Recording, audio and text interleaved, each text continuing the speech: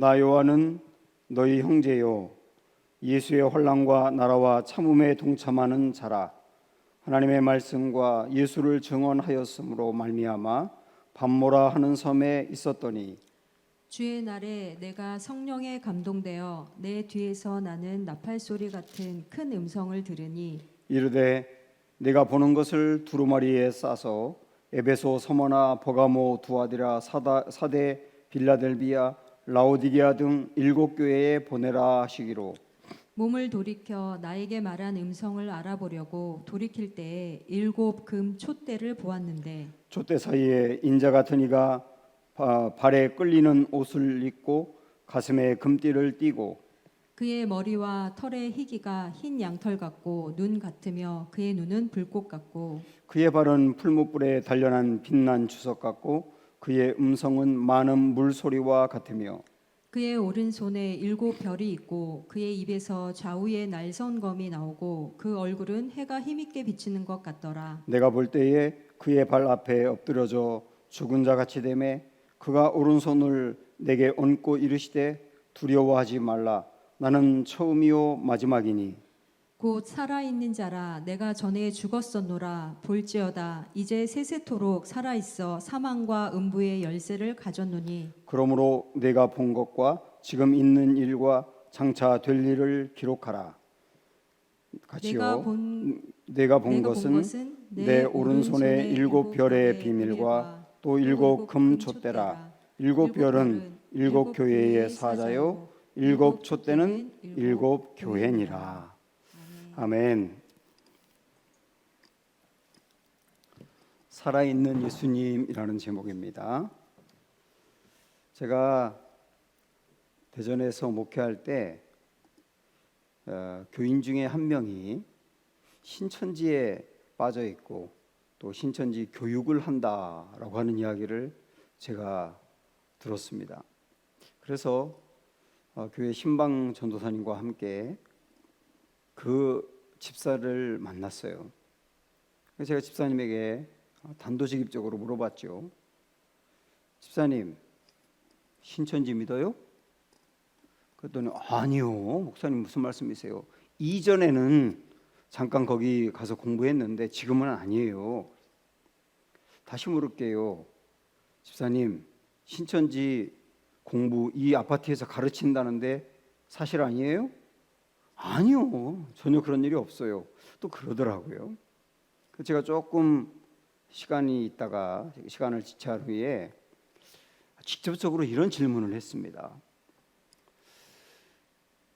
집사님 한번 대답을 해보세요. 신천지가 이만희라고 하는 인간을 믿는데 그 인간인데 자기가 보혜사다 이렇게 거짓말을 하고 있다. 집사님, 이만희가 그냥 우리와 똑같은 평범한 인간인가요? 아니면 또 다른 보혜사인가요? 얘기해 보세요. 이만희가 그냥 우리와 똑같은 인간이죠? 그랬더니 이 집사님이 이야기를 하지 못하고 가만히 있는 거예요. 왜 대답을 못하세요? 이만희가 그냥 인간이죠? 또 다른 보혜사가 아니죠? 그랬더니 그 다음 저에게 이러는 겁니다. 또 다른 보혜사입니다. 그래서 제가 집사님 신천지고 이곳에 신천지 공부를 가르치는 분으로 우리 교회에서 출교합니다. 그래서 그 집사님을 내보냈거든요. 그 집사님은 가짜를 믿기 때문에 너무나 마음이 안타까웠어요. 그런데 그 집사님을 보면서 제가 깜짝 놀란 건 뭐냐면 그분은 가짜를 믿는데 진짜같이 믿더라고요. 근데요, 저는 그분의 대답을 들으면서 저는 진짜를 전하고 설교하고 가르치는 목사인데 가짜같이 전하지는 않았는가 이런 생각을 하게 되었습니다. 내 신앙이 진짜인가? 이게 굉장히 중요하지 않습니까? 요한계시록은 진짜 신앙을 우리에게 가르치고 있어요. 그 질문하는 겁니다. 너의 신앙이 진짜냐? 우리 시간에 요한계시록 말씀 앞에서 그렇게 내 자신을 점검하는 시간이 되어야겠습니다. 그 진짜 신앙으로 무장하도록 주신 말씀이 요한계시록이다. 여러분 그렇게 이해하시면 되겠습니다.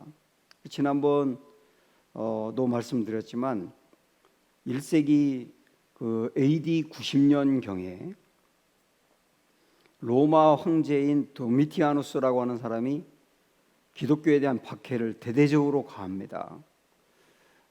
나의 주는 시저다. 로마의 황제를 말하는 거죠. 그렇게 고백하게 하고, 그렇게 고백하지 않은 그리스도인들, 나의 주님은 예수님입니다. 이렇게 고백한 사람들을 잡아서 처형하고 사자들의 밥이 되게 하고, 그리고 어떤 사람들은 유배를 보냈어요. 그때 유배를 갔던 사람 중에 한 명이 사도 요한입니다. 반모섬이라고 하는 곳으로 유배를 갔는데, 자 거기 우리 9절 말씀 한번 보실까요? 9절 보시면 나 요한은 너희 형제요 예수의 환난과 나라와 참음에 동참하는 자라. 하나님의 말씀과 예수를 증언하였으므로 말미암아 반모라 하는 섬에 있었더니, 이렇게 나옵니다. 자 여기 보면 요한이 이 반모라고 하는 섬에 있었다, 그렇게 말하고 있거든요. 이곳으로 유배를 간 겁니다. 이 반모 섬은 지금도 똑같은 이름으로 있는데요, 터키와 상당히 가까운 섬인데 그리스에 속해 있습니다. 한 2,500명 정도가 현재도 살고 있고 관광지이면서도 수많은 그리스도인들이 순례하는 지역이기도 합니다. 거기에 이제 사도 요한의 흔적이 지금도 굉장히 많이 남아 있거든요. 그런데 이때 당시에 사도 요한이 반모섬으로 이제 유배를 갔는데요, 이 반모섬은 이때 당시에 사람들이 잘 살지 않았고 돌을 깨는 채석장이 있었어요. 그래서 그 나이가 굉장히 많이 든 사도 요한도 그곳에서 돌을 깨는 노동을 했다고 기록이 되어 있거든요. 이미 예수님의 12제자, 물론 이제 거기에 가룟 요단 빠지더라도 나머지 제자들은 다 순교를 당했고 요한만 남았습니다. 근데 그 요한은 그 연세에 거기서 그 고통을 당하고 있었단 말이죠. 그런 중에 주님이 그때마다 계시의 말씀을 줬는데, 그 계시의 말씀을 들으면서 브로고로라고 하는 사람이, 여러분 브로고로 아세요? 브로고로가 누굽니까?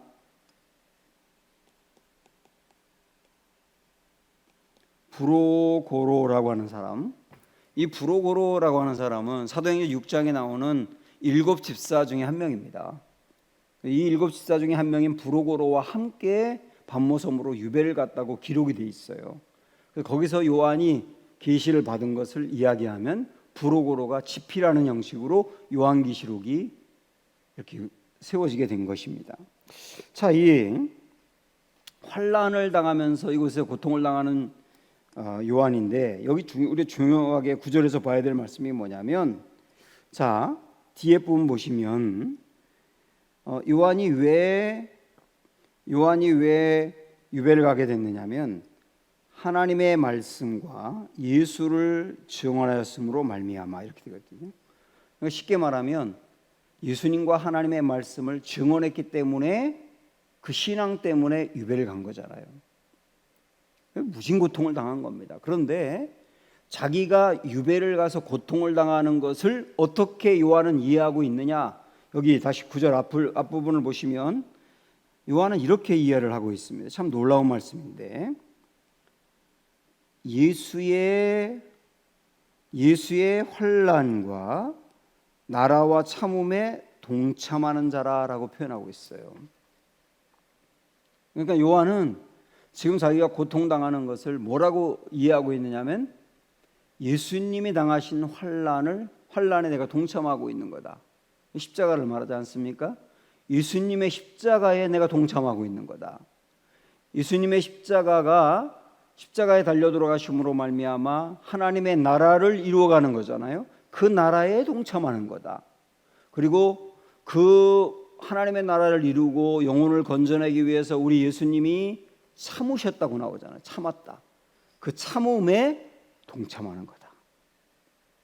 이렇게 이해를 하고 있습니다. 이게 진짜 신앙인 거예요.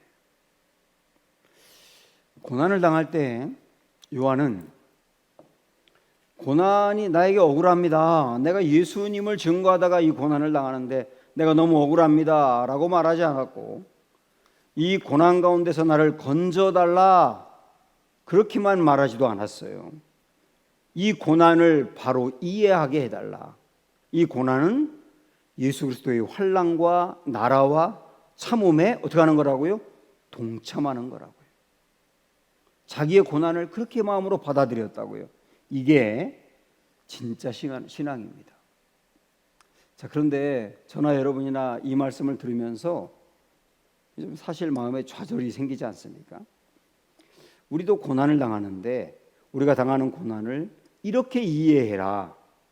요한이 그렇게 이해했던 것처럼 우리도 이해해야 된다 할 때, 똑같이 적용하라고 할 때 참 마음이 눌리게 되는 거예요.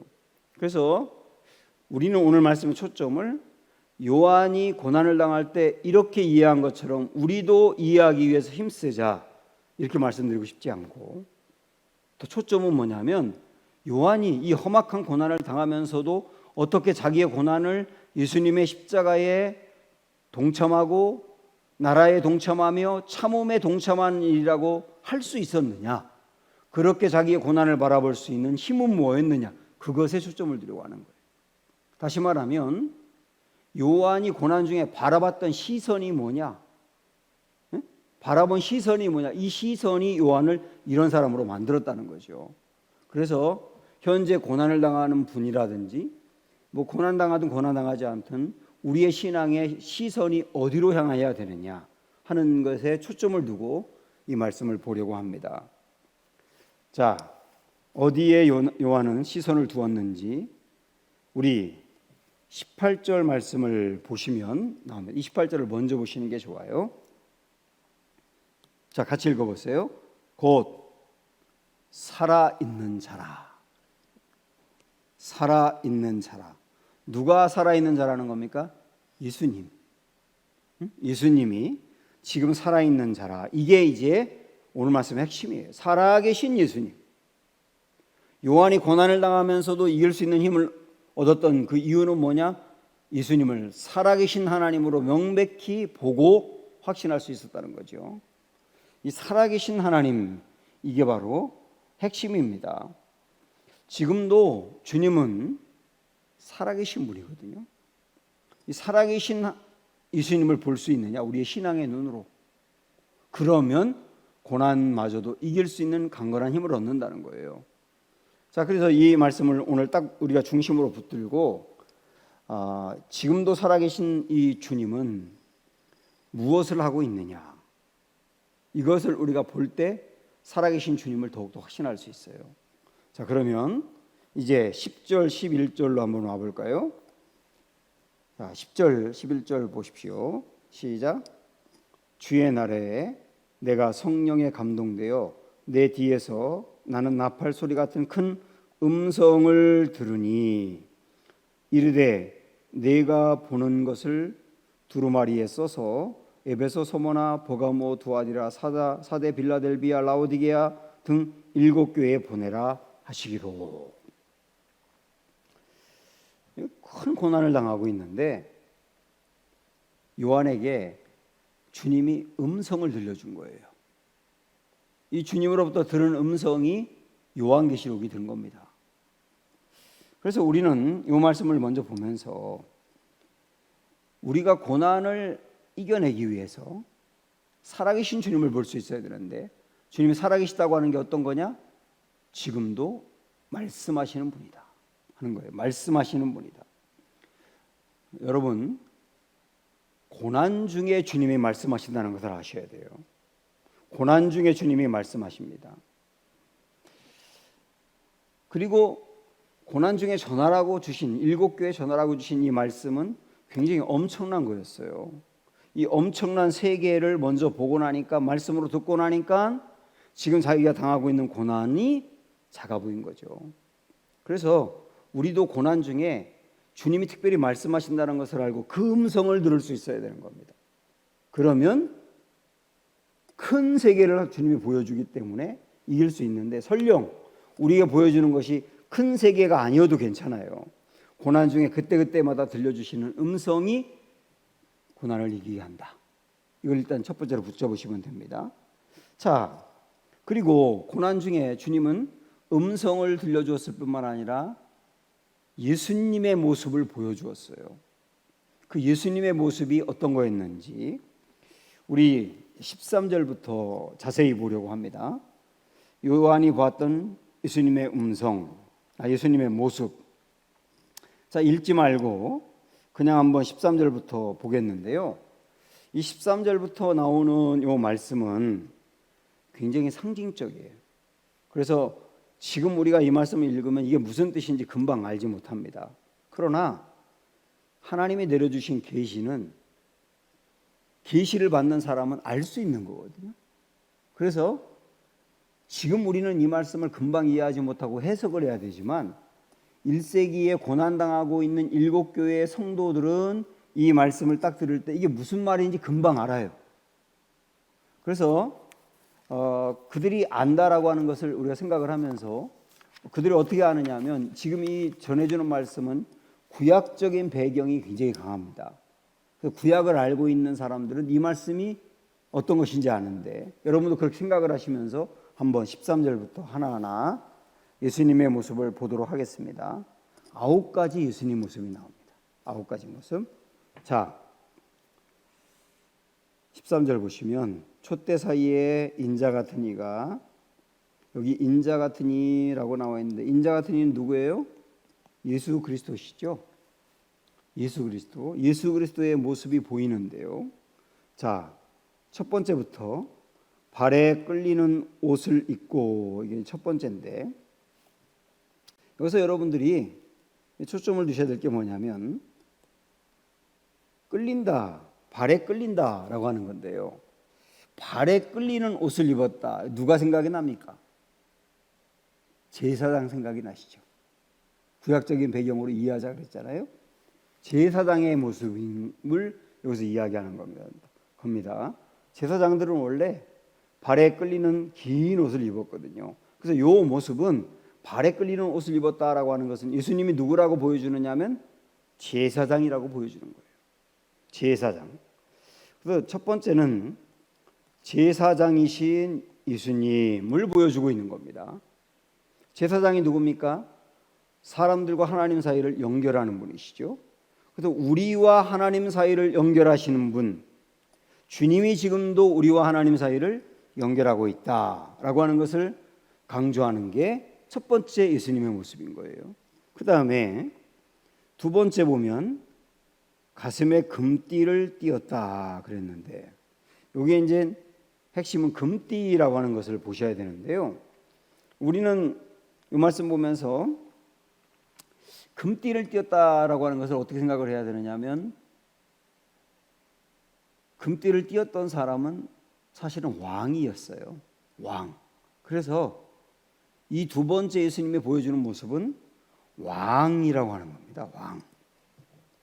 왕이신 예수님, 이걸 보여주는 거예요. 그래서 왕이신 예수님은 지금 우리를 통치하시고 책임지는 분이다. 이거를 자꾸 요한에게 보여줌으로 고난당하고 있는 사람들에게 예수님으로 무장하게 하는 거죠. 주님은 제사장이다. 또한 주님은 우리를 지금 통치하고 있는 왕이시다. 그 다음에 14절로 넘어가면 그의 머리와 털의 희기가 흰 양털 같고 라고 되어 있어요. 이게 세 번째인데, 머리와 털의 희기가 흰 양털 같다 할 때 여기 있는 초점은 희다라고 하는 거예요. 희다라고 하는 것은 뭘 의미할까요? 깨끗하다, 그런 걸 얘기하지 않습니까? 그래서 이것은 세 번째 우리 예수님의 모습이 매우 거룩하다, 죄가 전혀 없으신 거룩한 주님이시다 라고 하는 것을 보여주고 있는 겁니다. 그러면서 네 번째, 눈 같으며, 여기까지군요. 눈 같으며까지가 세 번째 모습이고, 그 다음에 그의 눈은 불꽃 같고 라고 한 게 네 번째 모습이죠. 그의 눈은 불꽃 같다라고 표현하고 있는데, 여러분 이 눈이 불꽃 같다는 말이 무슨 말이겠어요? 굉장히 날카롭다고 하는 것을 얘기하는 겁니다. 날카롭다. 그래서 날카롭게 지금도 보고 있다. 박해하는 자들도 보고 있고 박해를 견디고 있는 우리도 보고 있다. 주님이 지금 우리를 보고 있다. 보고 있다고 하는 말은 다르게 말한다면 다 안다예요. 안다. 지금 주님은 고난당하고 있는 우리를 다 안다. 여러분 고난 혼자 당하고 있는 게 아니다. 주님이 다 알고 있다. 이것으로 확신하세요 라고 말하고 있는 거예요. 전지하신 주님을 말하고 있는 겁니다. 그 다음에 다섯 번째 모습은 그의 발은 풀무불에 단련한 빛난 주석 같고 라고 말을 했습니다. 여기 단련한 주석이라고 이제 표현하고 있는 건데요. 이 단련한 주석이다. 주석을 단련했을 때 굉장히 단단하지 않습니까? 그래서 단단한 주석 같은 주님은 승리자의 모습을 보여주는 거예요. 승리자의 모습. 그 발로, 이 발이죠. 이 발로 사단을 짓밟으시는 승리자 주님. 주님은 지금도 사단을 짓밟고 계신 승리자이고 승리자이신 주님이 우리와 함께 하는 겁니다. 여러분이 패배자가 아닙니다. 주님이 승리자입니다. 이렇게 무장시키고 있는 거예요. 그 다음에 이게 이제 다섯 번째 모습이었고, 여섯 번째는 그의 음성은 많은 물소리와 같으며 라고 했지요. 여기에 물이 있는데 그 물이 많아요. 뭐가 연상됩니까? 폭포수가 연상이 되죠.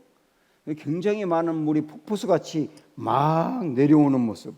그 말은 우리 주님의 음성이 그랬다고 했지 않습니까? 음성이 그렇다고 하는 말은 다르게 말하면 우리 주님의 말씀은 거대한 위엄이 있다라고 하는 거예요. 위엄 있는 이 말씀, 위엄 있는 말씀을 이야기하고 있는 겁니다. 우리 주님의 말씀하시는 것은 그렇게 위엄이 있다라고 하는 것을 알라고 하는 거죠.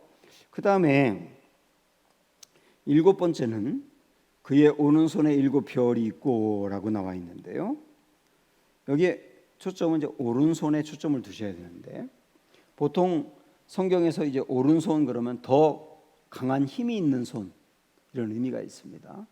그 주님이 더 강한 힘이 있는 손으로 지금 교회를 붙들고 있다.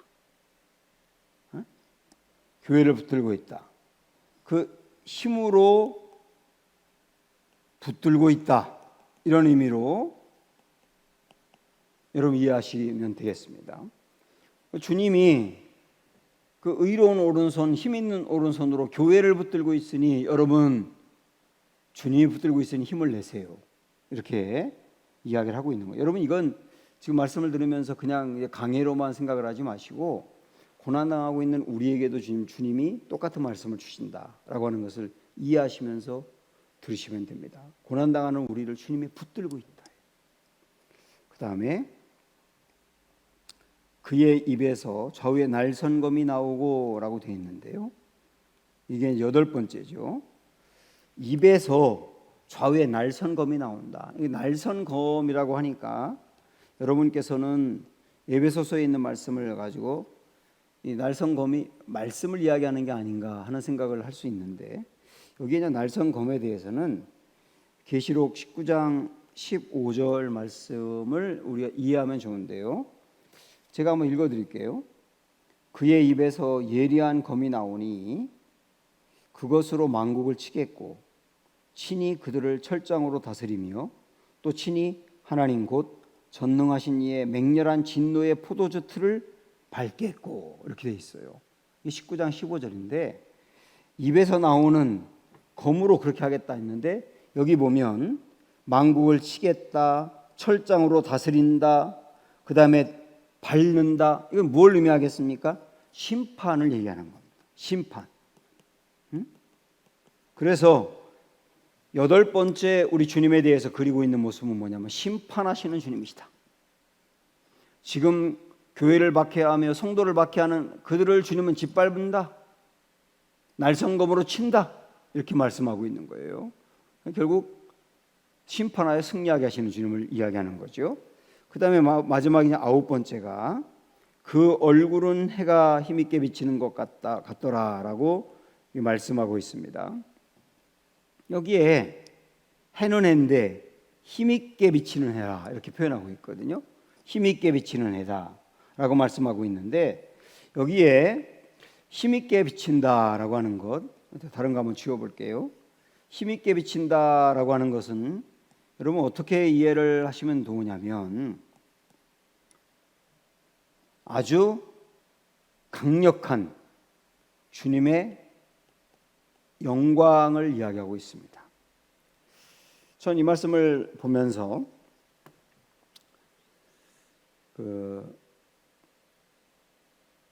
모세가 생각이 났는데, 모세가 시내산에 가서 우리 하나님을 만나고 내려왔을 때 그 모습이 해같이 빛났지 않습니까? 그러니까 모세의 얼굴에서 그냥 나오는 빛이 아니고 하나님의 빛을 반사한 게 그 빛이거든요. 근데 하나님의 빛을 반사한 것만으로도 모세의 얼굴에서 정말 아름다운 광채가 나서 사람들이 눈을 뜨고 볼 수가 없었어요. 자, 천국에 대해서도 계시록에서 어떤 말씀을 하느냐면 천국에서는 예수님이 보이는데 그 예수님의 얼굴에서 빛이 나온다. 그 빛이 너무 빛나기 때문에 하나님의 나라에서는 굳이 해와 달이 있을 필요가 없다. 해와 달이 없어도 예수님의 이 얼굴에서 나오는 빛으로도 충분한 하나님 나라를 비추는 빛이 되기 때문에 그렇다. 이 힘 있는 빛을 이야기하는 거예요. 그 힘 있는 예수님의 영광스러운 모습을 여기서 이렇게 표현해 주고 있는 겁니다. 자, 여기까지 우리 주님이 어떤 분이신지를 여러 가지 상징적인 표현으로 이야기하고 있습니다. 이렇게 예수님의 모습을 쭉 보여주었는데, 자, 이 예수님의 모습을 16절까지 본 다음에 그 다음에 우리는 12절로 오셔야 됩니다. 12절부터 13절 앞부분까지 보겠는데, 자, 이어서 한번 보세요. 12절. 몸을 돌이켜 나에게 말한 음성을 알아보려고 돌이킬 때에 7 금촛대를 보았는데, 일단 그랬어요. 자, 7 금촛대라고 나와 있는데 이 7 금촛대가 뭐냐? 7 교회를 말하는 겁니다. 7 교회. 여기에 한번 여러분 20절로 가서 보고 올까요? 20절 보시면 맨 끝에 보세요. 시작. 내가 본 것은 내 오른손에 7 별의 비밀과 또 7 금촛대라 그랬습니다. 7 별은 7 교회의 사자요. 사자라고 하는 말은 천사라고 하는 뜻이거든요. 천사요. 그 다음에 7 촛대가 뭐냐? 7 교회라고 말하고 있습니다. 7 교회. 7 촛대는 7 교회다. 여러분 이걸 기억하시고 다시 한번 12절로 한번 와보세요. 여기에 보면 자, 7 금촛대가 뭐라고 그랬어요? 7 교회라고 말하고 있죠. 요거 의미는 조금 이따 말씀드리고 일단 교회라고 하는 걸 알았어요. 그런데 그 다음 13절에 보시면 13절에 보면 여기에 이제 아주 중요한 표현이 나와 있는데 여기에 촛대 사이에 인자 같으니라고 말했어요. 촛대 사이에 인자 같으니. 촛대가 뭐라고 그랬어요? 7 교회라고 그랬죠. 7 교회 사이에 인자 같으니 누굽니까? 아까 예수 그리스도. 그래서 그랬단 말이죠. 그러니까 우리 예수님은 교회들 사이를 거니시는 분이다라고 하는 뜻이에요. 교회에 거니신다, 이렇게 표현하고 있는 겁니다. 교회에 거니시는 분이다. 지금 교회는 굉장히 환난을 당하고 있거든요. 아주 어려움을 당하고 있는데, 교인들에게 요한을 통하여 주님 주시는 말씀이 뭐냐? 예수님이, 인자 같으신 그 예수님이 교회에 거하신다, 교회를 다니신다. 그런데 그 예수님이 누구였어요? 13절부터 16절까지 봤던 그 예수님이에요. 제사장이며 왕이며 거룩하며 그 다음에 빛나는 영광을 갖고 있으며 했던 쭉 봤던 그 예수님, 심판자이며 승리하게 하시는 분, 짓밟으시는 분, 그 예수님이 교회들 사이를 다니시는 분이다. 그분이 지금 여기에 이 교회 7교회 사이에 다니시며 거기에 거하신다. 지금 당신들을 억압하고 당신들을 박해하는 이는 로마의 황제 같지만 로마의 황제가 아니라 예수 그리스도가 지금 교회를 거니시고 다니시는 거다. 예수님이 교회를 붙들고 있다. 이 예수님을 든든히 붙들고 승리해라. 사랑하는 여러분, 교회는 물론 우리 은강교회도 그 교회지만 여러분 한 분 한 분도 교회입니다. 그래서 고난당하고 있는 여러분이나 신앙생활하면서도 힘든 여러분들이 있다고 한다면 이 주님이 지금 나의 사이에 거하신다, 다니신다, 늘 우리 사이를 다니시면서 살펴보시고 우리를 도우신다 라고 하는 것을 마음으로 새기셔야 된다. 이게 살아계신 예수님의 모습이라는 거예요. 지금도 교회 사이를 다니시는 예수님, 이런 걸 강조하고 있는 거죠. 자, 그러면 여기서 우리는 아까 교회를 이렇게 표현했다는 걸 봤어요. 교회를 뭐라고 표현했냐면 촛대라고 표현했습니다. 촛대. 그럼 왜 교회를 촛대라고 표현했느냐? 이 촛대는 여러분이 구약의 그 성막을 한번 생각을 해보시면 구약의 성막에 성소가 있었잖아요. 그리고 성소 안에는 세 가지가 있었어요. 떡상이 있었고, 그 다음에 등잔대가 있었고, 그리고 또 하나가 뭐였죠? 또 하나는 분향단이 있었죠. 분향단, 떡상, 등잔대가 있었는데 그 등잔대가 촛대를 말하는 겁니다. 그 등잔대는 성소가 굉장히 어두웠는데요, 어두운 그곳을 등잔대가 비추었어요. 그리고 그 빛은 절대로 끄면 안 되는 거였어요. 그래서 이런 것으로 인해서 그곳의 어두운 곳을 비추는 촛대같이 교회는 어떤 곳이냐? 교회는 어둠을 비추는 빛이 되어야 한다 라고 하는 것을 강조하는 겁니다. 빛이 되라고 하는 게 촛대의 의미를 이야기하는 거예요. 교회는 촛대다. 교회는 빛이 있어야 된다. 지금 교회가 굉장히 어렵지만 그러나 이 세상의 어둠 가운데 빛으로 서 있어야 한다. 그리고 어둠 가운데 있는 이들에게 빛을 비추어야 한다 라고 하는 의미로 교회를 이야기하고 있는 겁니다. 자, 여기서 우리가 한번 이런 이야기를 생각을 해보시죠. 교회는 빛을 비추는 곳인데 이 빛은 물론 그리스도의 빛이죠. 가득한 그리스도의 빛인데 이 빛을 비추는 교회가 되지 않을 때 교회는 심판이 있다는 걸 아셔야 돼요. 하나님이 이스라엘을 선민으로 부르셨는데요, 선민으로 부름받은 이스라엘이 어두운 세상에 이 빛을 비추라고 했는데 그들이 빛을 비추지 아니했을 때 하나님은 이스라엘을 아웃시켰어요. 그리고 이스라엘 자리에 교회를 세우신 겁니다. 교회를 세우신 이유는 뭐냐면 어두운 세상에 빛을 비춰라. 그런데 교회가 어두운 세상에 빛을 비치지 못할 때는 어떻게 되느냐? 이스라엘을 아웃시켰던 것처럼 교회도 아웃될 수 있다는 거예요. 그러면 여기서 우리가 에베소 교회 다음 주 우리가 보겠습니다만은 에베소 교회가 생각이 나는데 에베소 교회에게 주님 뭐라고 말했습니까? 너에게 사랑이 없다. 회복하라. 사랑을 회복하지 아니하면 촛대를 옮기리라. 그 말은 뭡니까? 너희 교회에 빛을 비추지 못하게 하여 이 빛이 교회에서 떠나게 하겠다. 그게 아웃이지 않습니까?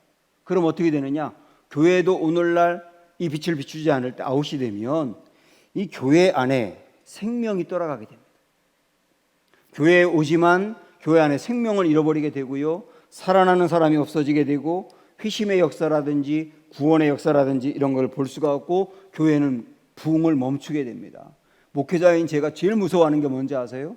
교회에 촛대가 옮겨지는 거예요. 촛대가 옮겨지는 거. 이 촛대가 옮겨지는 게 아웃인데 교회 안에 그 생명이 없으면 아무리 노력해도 살아나는 역사가 없다는 거. 여러분 정말 기도하셔야 될 게 뭐냐면 교회에 하나님의 촛대가 살아있는 거예요. 빛이 살아있는 거. 빛이 살아있을 때 그 교회는 생명을 살리게 된다. 교회는 그런 곳이 되어야 한다 라고 하는 의미로 교회를 촛대로 표현하고 있다라고 하는 것을 기억하시면 됩니다. 자, 우리 이제 마지막 부분의 말씀을 볼까요? 17절 18절 보시면 되는데, 자, 우리 한번 거기 읽어볼게요. 17절 18절.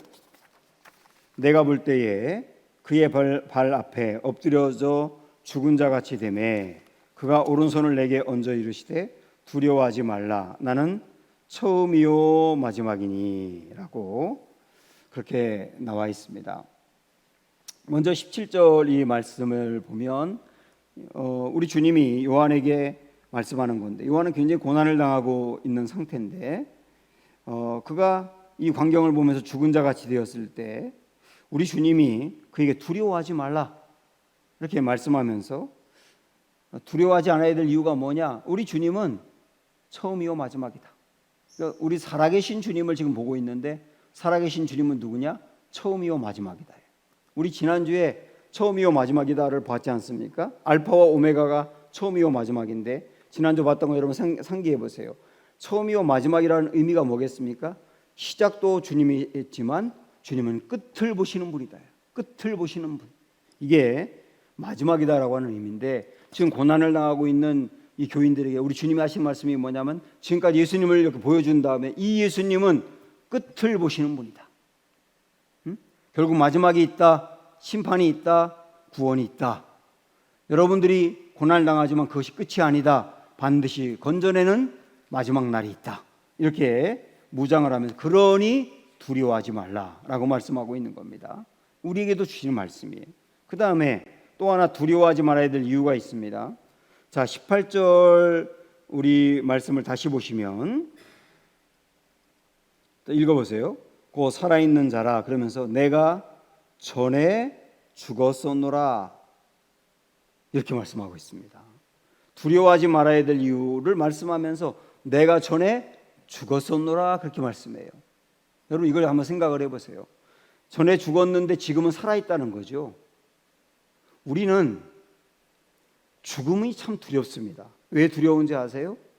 죽음 다음을 몰라서 두려운 거예요. 그런데 우리 예수님은 전에 내가 죽었었노라 그렇게 말씀해요. 그 말은 뭡니까? 죽음 다음을 안다는 거예요. 내가 죽음 다음을 아니까 너에게 말한다. 두려워하지 마. 너희는 두려워하지 마요. 죽음 다음이 어떻게 되는지를 보았기 때문에 우리에게 두려워하지 말라고 말하는 겁니다. 나사로라고 하는 희극이 있는데요. 이 죽었다가 살아난 나사로가 사람들과 대화하는 내용으로 구성된 희극이에요. 이 희극에 사람들이 죽은 다음에 어떻든 뭐 이런 거 물어보면서 이렇게 물어보는 내용이 나와요. 내가 죽었다가 살아난 다음에 가장 크게 변화된 게 뭐냐? 이렇게 물어보거든요. 그때 나사로가 하는 말이 뭐냐면 나는 죽음을 두려워하지 않게 됐다. 그렇게 말합니다. 왜 죽음을 두려워하지 않게 됐냐? 그렇게 물어보니까 죽은 다음의 세계를 보았기 때문이다. 죽음 다음의 세계를 보니까 천국이 보이고 지옥이 보였다는 거죠. 그리고 진짜 천국이 있다는 걸 봤고 지옥이 엄청나다는 걸 봤죠. 내가 예수님을 믿어서 천국 간다는 걸 확신하고 보았기 때문에 나 죽음을 두려워하지 않는다예요. 여러분 이 말씀 잘 생각을 해보세요. 우리 예수님이 우리에게 뭐라고 말하냐면 두려워하지 마. 고난도 두려워하지 마. 이유는 뭐냐면 나 죽었었어. 그 말은 뭡니까? 나 죽음 다음을 다 봤어. 당신들도 고난당하지만 예수 붙들고 있으니 죽음 다음이 천국이야. 나 그거 봤어. 당신들 박해하는 사람 죽음 다음이 지옥이야. 나 그것도 봤어. 그러니 걱정하지 마. 여러분 이게 우리에게 얼마나 소망인지 생각을 해보세요. 우리에게도 주님이 죽음을 두려워하지 말라고 합니다. 죽음을 두려워하지 말아야 고난을 두려워하지 않게 돼 있어요. 왜냐하면 주님이 그 세계를 봤기 때문에. 이거 붙든 사람이 힘을 얻는다는 거예요. 한 가지 이야기를 더 드리면 콘스탄틴 대제가 기독교를 공인했지 않습니까? 그래서 이제 기독교가 이제 쭉 퍼져나가는데 그런데 그 다음에 공인한 다음에도 박해가 있었어요. 줄리안이라고 하는 황제가 AD 360년경에 대대적인 박해를 했는데 이때 한 무명의 평신도가 잡혀와가지고 줄리안 황제 앞에 섰습니다. 그때 황제가 이 사람에게 질문해요. 너는 죽음이 두렵지 않냐? 그러니까 이 사람이 예, 두렵지 않습니다. 그러니까 왜 죽음이 두렵지 않니? 라고 물어보니까 이때 이 사람이 한 소리가 뭐냐면 나의 주님은 살아계시기 때문입니다. 그러니까 줄리안 황제가 막 웃으면서 야 나사렛 그 목수가 살아있다고? 그럼 살아있으면 지금 뭐 하는데? 이렇게 물어봤을 때 이 무명의 성도가 하는 말이 뭐냐면 폐하 내 주님 나사렛 예수 그리스도는 지금 폐하 같은 사람을 위해서 관을 만들고 있습니다. 이렇게 이야기했다는 거예요. 그런데요 이 이야기가 있고 난 다음에 그 다음 해에 줄리안이 병에 걸려 죽습니다. 죽으면서 마지막 한 말이 뭐냐면 오 갈릴리 사람이여 그대가 승리자다. 오직 주님만이 죽으셨다가 부활하셨고 지금도 살아계시고 죽음을 다스리고 있는 분이십니다. 그러므로 사랑하는 여러분 담대하십시오. 우리 시편에 있는 말씀 23장 4절 보면 내가 사망의 음침한 골짜기를 다닐지라도 해를 두려워하지 않을 것은 주께서 나와 함께 하심이라. 살아계신 주님이 나와 함께 하신다. 과거에도 살아계신 주님이 지금도 살아계시다. 그리고 장차 다시 오실 분이시다.